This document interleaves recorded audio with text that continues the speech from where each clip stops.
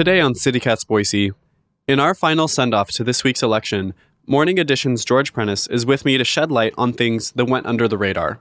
Plus, we wonder whether results out of little old Boise could be an indicator for the 2024 presidential race. Then, we nerd out about movie and book recommendations for the next couple of weeks, and we have some news from the City Cast Boise team. It's Friday, November 10th. I'm Blake Hunter, and this is what Boise's talking about.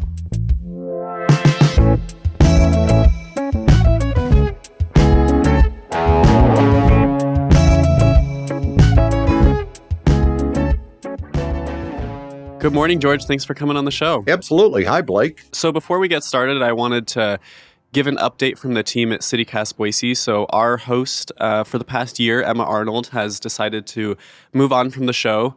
And anyone who knows Emma loves her. I feel so lucky to have been able to work with her in ways that I feel like I'm just beginning to appreciate. And so she's just been an amazing colleague. And I'm excited to be able to be friends with her moving forward. So we are going to be hiring for a new podcast host in the next few weeks. But in the meantime, we're going to be publishing fewer podcast episodes starting next week. They'll be coming out on Tuesdays and Fridays. I'll be guest hosting a bunch of them. Our audio producer, Evelyn, will also be jumping in the host chair, which is exciting. And we'll have information about applying up on our website, and we'll include link in the show notes. We'll be talking about that. But yeah, sad, but also very happy to be sending Emma off. And I hope that everyone, including you or George, will join me in wishing her all the best in whatever's next for her. And much love to know Emma professionally or personally. Love usually comes right to the top of mind. And Emma absolutely was a star. Yeah, absolutely. And I feel I came into this job with just no audio experience, but I feel like I learned so much from her in how to carry yourself as just such a good community member, and also wanting to hold your city accountable, but coming from a place of love. So yeah, we wish all the best to Emma. We love you, Emma. I hope you're listening. I didn't cry for this. So I cried for Salmon, but not for you. So I hope you know where you stand. Just kidding. Okay, so moving on, we've got some more election kind of final thoughts to wrap up. We've been talking about it for many months now. There are a few big things that I think we need to talk about. So first off, I want to jump into, depending on who you ask, the legislature implemented the citywide district by district election base for city councils to either make Boise's city leadership more conservative, or it was just to make the process more democratic, right?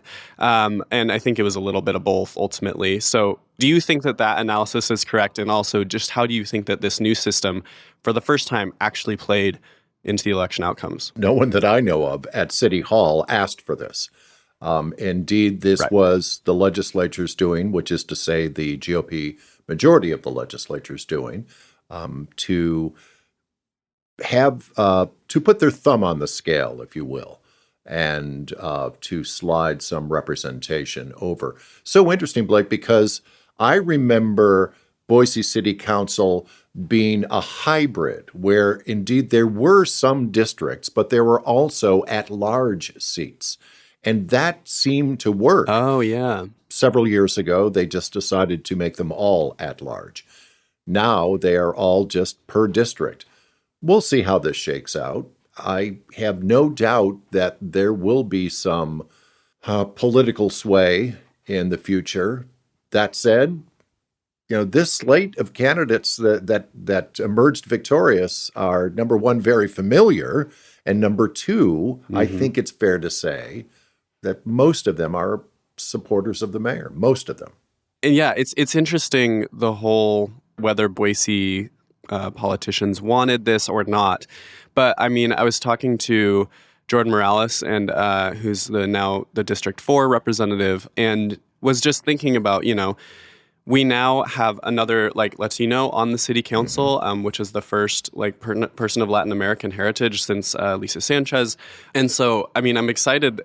We need to have that kind of voice on city council or in city leadership. I think chances are, if he hadn't run, or if the districts hadn't been split up like that, it probably would have been another, rich white North Ender to take that place, to be honest.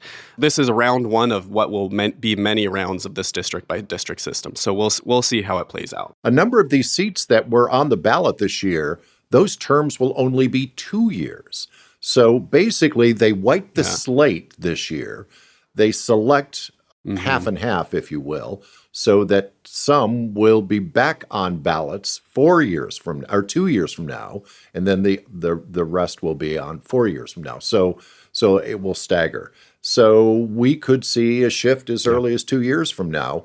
We like to think that voters and candidates are capable of diversity, but more often than not, you do have to disrupt a system to be more diverse. It's that simple.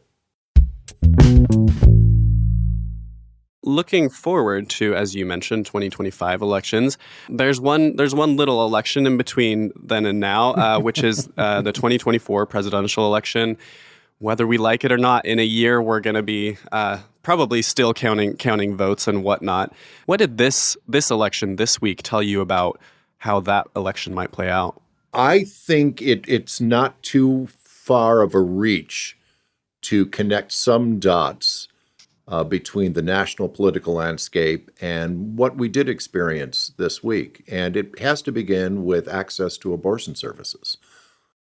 We saw a number of races in Ohio, in Kentucky, and Virginia that were defined in many ways by people having a say and pushing back against the Dobbs decision. And then here in Boise, let's think through this election season.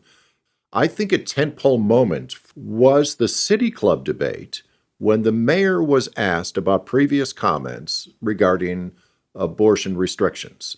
And the mayor, if you remember this, Blake, the mayor doubled down and she said, absolutely, in sync with what she thought were the values of the city, she questioned prioritizing Boise police efforts to investigate and or arrest caregivers and or women who are trying to access abortion services. And she said, you bet, I'm not going to back off from that. As a matter of fact, let me reiterate that.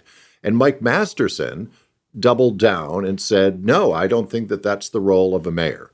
And he reiterated that a few times during the campaign, keeping in mind that Planned Parenthood's Political Action Committee endorsed the mayor and, by the way, endorsed every successful candidate in the city council races.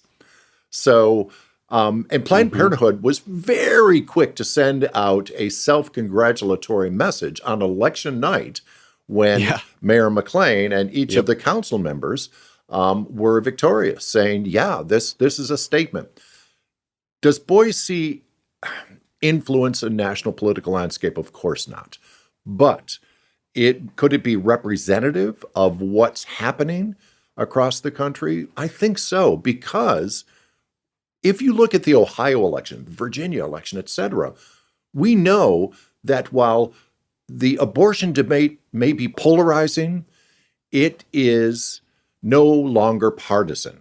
This is crossing party lines. Otherwise, we would not be seeing these votes. The fact is that we know Lauren McLean is a proud Democrat. We know also that there were more than a few Republicans who voted for her without pause this week. So I think it's a really interesting indicator, if you will. Rachel Spacek and I talked on the podcast yesterday about, looking at District 3, what are some of the possible answers for what pushed Kathy Corliss over, just 15 votes over the more conservative option in that district, Josh Johnston, which, you had two pretty, a bit more Democratic-leaning candidates in Corliss and Teresa Vaughter. So if one of them hadn't been running, maybe, the victory margin would have been larger. But, I mean, what Corliss did have was a Planned Parenthood Alliance Advocates endorsement, and it is really, you've got to wonder how much that plays into it. I'm wondering if we're finally seeing a bit of, some of. There's been so many conservative choices, whether on the Supreme Court side or even just in the state of Idaho, with the legislature moving so far to the right and getting so conservative, where Boise has been on the defensive for so long. Nationally, Democrats have been on the defensive the last few years. And so I'm wondering if maybe this spell is a little bit over, or at least there's going to be more pushback. Again, as you said, indicator, that's not a predictor for anything, but it does make you wonder. And so we'll be looking at that going into next year. If you think of it, when you put abortion initiatives on a ballot, it drives turnout, right? It really drives up turnout. And that's why in a number of battleground states, they are already thinking about putting initiatives on next year's ballot.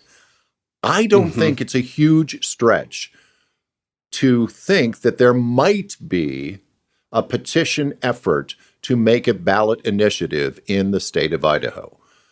A lot of people would have thought Medicaid expansion, there's no way that that would ever make it to a ballot, let alone pass. I wouldn't put it past a well-organized effort to at least try a petition drive to put that on the ballot. Former lieutenant governor candidate, Democrat Terry Pickens Manweiler, who ran a couple of years ago, has said that she was going to be working on that kind of initiative. I haven't seen much of an update since then, but I agree that you're right. I wonder if that's a good tactic for getting the vote out in Idaho. We'll see what happens there. We know that there are more than a few moderates who feel strongly about this issue and traditionally may not even vote. But on this one, yeah, they'll show up. Young people, too. I mean, we're seeing increasing voter turnout, too, and like folks in my generation, but we'll come out to the polls to vote on that. So we'll be paying attention to that. But looking at this week, I know you said you had some kind of under-the-radar things that you wanted to talk about as we wrap up the last part of this this election week. On election night, when I got a chance to interview the mayor, and I've talked to her on a number of occasions over the years, she said something that normally I would have just tossed away. And I think more than a few people would consider a cliche. But I was just asking her about, what was the secret sauce? What was the formula of the success of this campaign? And when she said, well, it's all about the future, and then she fleshed that out by talking about housing and diversity, etc., I looked across the room of her watch party. And for the first time in a very, very long time, and I'm not just talking about the pandemic, I'm talking about a long time. For the first time in quite some time, I noticed how many folks were there that were under the age of 35, that were engaged and were either volunteers and or staff, but they were into this campaign. An opponent will always push an incumbent toward their past and make them defend their past. That's the playbook. The smart move is to talk about the future, but it's much harder than it sounds. You've got to be specific, you've got to flush it out, but when you can talk about a future and you can actually talk about a goal of making sure that every person in the city is within a 10-minute walk of a park, that's very tangible, right?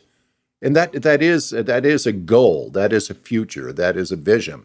Or you can be the opponent of saying, well, the city's changing and we can't let it change. And, this is wrong. We want the Boise of old, right? So you can talk about the future. Running and executing a campaign on the future is hard work, but I think that's what she did. I think you're right. I think that if you look at Masterson's campaign, a lot of the rhetoric was about this feeling of fear, looking at, not wanting to become quote unquote failed West Coast cities when it comes to unhoused people and stuff like that. And meanwhile, McLean's whole energy, at least, was about hope for the future and, staying in tension with the things that we need to work on. But it didn't have that feeling of fear, which it is a compelling force. So I'm glad that we have, the election behind us. I'm excited to see new folks on city council, but mostly I'm glad to have the election behind us because it is, unfortunately, time to start thinking about the legislative session. But that's for another day Yeah. as well. George, you and we talked about upcoming movie season a few Yeah. weeks ago. I have a pick that I actually can't remember if I talked about this before, but I'm going to talk about it again if I did. But what's on your radar that you're wanting to go see? Well, two movies. One is going to open this weekend and one's going to open next weekend. These are really close to the top of my list of my favorite movies of the year. And one Okay. is The Holdovers, and this comes to us from Alexander Payne, who gave us The Descendants and Sideways and Nebraska, etc. And this stars Paul Giamatti, who co-starred in Sideways for Alexander Payne. And this is the best performance that Paul Giamatti has delivered, and that's saying something because he's one of our better character actors. This is an R-rated comedy, but he is the professor that everyone hates. The faculty hates him, the students hate him, and it takes place in 1970, so it's a period piece. But not only does it feel like it's 1970, it feels like you're watching a movie that was made in 1970. The attention to detail on the set design and the costumes and the soundtrack, even the dialogue, is so spot on that I was fully expecting like a young Jack Nicholson or a young Richard Roundtree to step into the frame. Yeah. But it's a killer soundtrack. It's got a heart, but it's got a really wicked sense of humor. I highly recommend that. And then next week, from Taiki Waititi, who gave us Jojo Rabbit and the Thor movies, it's Next Goal Wins, which is the true story of the American Samoa soccer team, famously known as the worst soccer team in history. It's hilarious. I'm so excited for this one. Yeah. This is a true story. One of the players, Jaya, the team striker, who was really the most influential person on the team.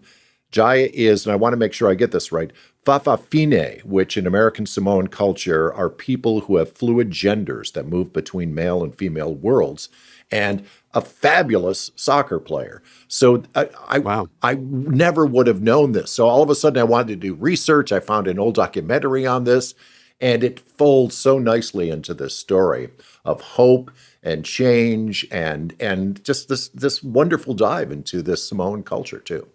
I'm thrilled about that one. That one looks so good. My pick, again, I don't know if I've talked about this before. I'm pretty sure I might have, but Saltburn comes out the week after, so the week of Thanksgiving. Yep. This is kind of a Red, White, and Royal meets like Booksmart meets kind of Downton Abbey. Like it's very, or like Happiest Season vibe of like someone goes to their partner's house for the holidays or whatever and finds out that they're extremely rich. But then it's directed and written by Emerald Fennell, who, if you remember, she made Promising Young Woman a few years ago. Oh, yeah. So it has, I mean, what a movie. And so this has a lot of kind of those thriller elements as well. It's just incredible. I mean, just watching the trailer, the graphics of it are incredible. I'm so excited about the soundtrack. So I'm pumped. I'm pumped for all three of those. So I guess I'll be at the movies every weekend for at least the end of November and probably all of December as well. There's some good ones, yeah. Yeah. I know that you also had some book news for us. What have you got? I do. So I was honored to spend some time with Lydia Conklin this week. Lydia Conklin is the author of Rainbow, which is a breakout collection of short stories. And they are extraordinary. They are coming to Boise State, a guest of the Boise State MFA Creative Writing Program. Lydia Conklin is an author that most of us will probably be talking about for years to come. So it was such an honor and a treat to spend some time with Lydia Conklin. And again, they are heading to Boise State, and they will participate in a book signing and reading Friday at the Hemingway Center. It is free on the campus of Boise State. This is a really big deal. If Lydia Conklin is not on your list of must-read authors, they absolutely have to be. And one more note, a literary note, if you will. The Christine Madrid French is the author of Architecture of Suspense. She is an historian and a film nut, and this book is about the architecture that is in Alfred Hitchcock movies. Preservation Idaho is hosting her Saturday, and this is going to be an event at the Shrine Social Club, and they're going to have a fashion show and costumes, etc., clips of Hitchcock movies. So we talked about those great buildings in The Man Who Knew Too Much and North by Northwest, but mostly we talked about the Bates Motel and the Bates Mansion in Psycho. So really interesting. Two great authors and a couple of events for this weekend. Yeah, that's exciting. I've got a pick for next week, which is for Martha Wells. So she is an author of, she's a sci-fi and fantasy writer. She's written the Murderbot Diaries, which is kind of the latest book. System Collapse is what she's touring right now. And the Cabin and Rediscovered Books are bringing her to the Linden Building next week on Wednesday. I'm a huge sci-fi nerd. She's won both the Hugo and Nebula prizes, I believe, multiple times. And there's going to be a whole event with it, and then she'll be signing books and whatnot after. So if you're a sci-fi person and fantasy person, you should absolutely go check her out. Yeah, I love her work too. So excited for all the movie and the book happenings the next few weeks. Blake, I love when we nerd out about authors. Yes, yeah, it's right. My favorite thing. I was raised by a librarian, so it's bound to happen. Yeah, good work. Yeah. All right. Well, thank you, George. Thanks for rounding up the week. We appreciate you as always for being here. So have a great weekend. Thanks so much, Blake. I always have a great time spending a few minutes with you. Awesome. Thanks so very much. Thank you.